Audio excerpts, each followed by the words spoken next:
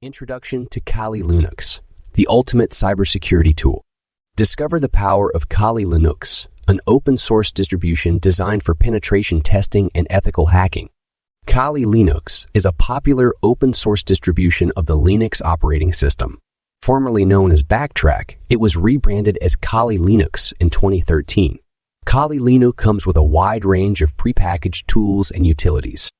These tools are useful for various cybersecurity activities, including network scanning, vulnerability assessment, and more. The tools in Kali Linux are organized into categories like information gathering, exploitation tools, and web applications.